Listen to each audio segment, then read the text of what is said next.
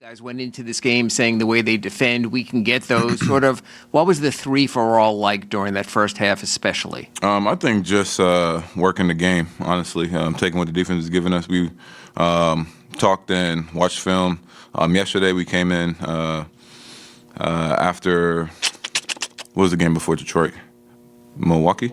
Yeah, we came in after the Milwaukee game, watched film just on how, especially in that starting unit, how we can make plays for each other and play off one another's skill set. And I thought Detroit, we did a good job, especially late in that game, moving the ball and working the offense and feeding off our defense. And then I think the defensive side of the ball today, making a statement.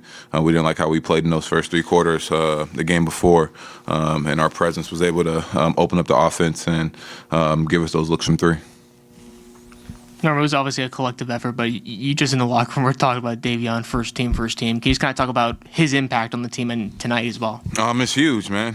Just the energy and the effort and the multiple efforts that he gives every single night on the defensive end. Guarding their best player and taking the challenge, picking him up full court, being physical, fighting through screens, sacrifices his body.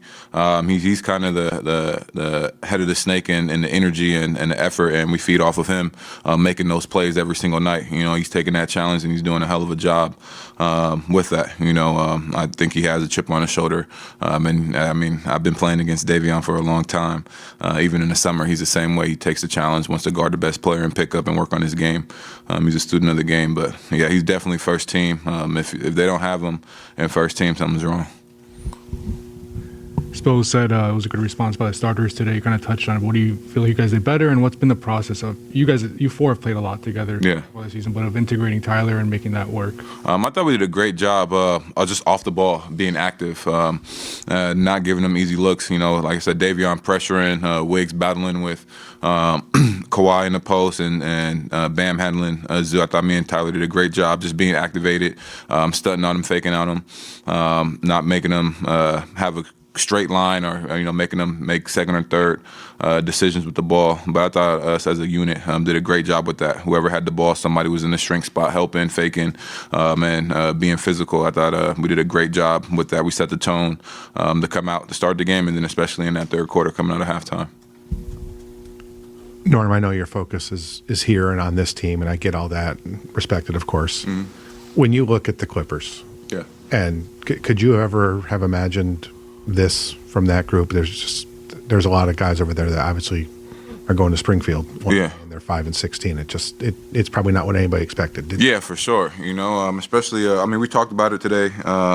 Just the makeup and the careers that especially Kawhi and James have had. Not missing the playoffs, been on winning teams. So there's a lot of stuff that they got to figure out. I think obviously the injuries and things like that kind of make it hard for them to get a rhythm and figure out their identity and how they want to be every single night. Always having to switch up. But I wouldn't have never guessed that they were going to be 5 and 16 and where they're at right now.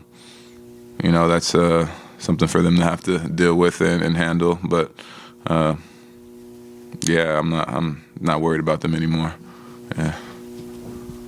Norm, back to DaVon for a second. I mean, tonight you guys are shooting crazy well, but for the season in general, what's made him such a good setup guy, specifically for the starting unit within the system that you guys are running? Honestly, I just think understanding and knowing the system, and knowing his role and being really comfortable in that role. And I think the play style, fits him perfectly, being able to push the pace, attack, and then we got shooters and playmakers around him.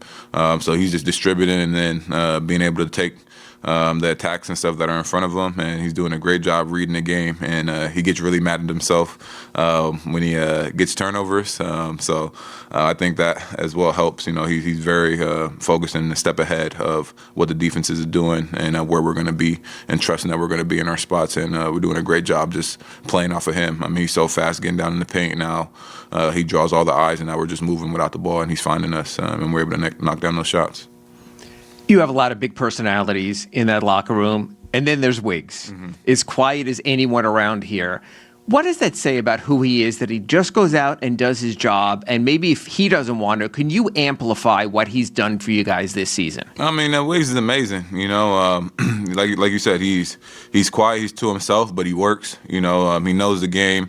He has a versatile skill set. You know, I think he flies under the radar on the promotion of what he's able to do, but he's always quiet and he gets the job done. You know, I think you have to have a mix of guys who are like that. You know, able to step up in big moments because they've been there, they're that type of player, but also play a role really well. And I think he's been able to do that, especially being with Golden State, learning from those guys, learning how to play the system and understanding where his spots are going to be, and it's fully showcasing now. You know, especially with him being able to guard so many different guys every single night and being able to get out in transition, it really opens up his game. But I think he's surrounded by a lot of guys who can, bring the emotional side and stuff out of him, but while being able to be himself. But I've always loved Wigs. I talk to him a lot.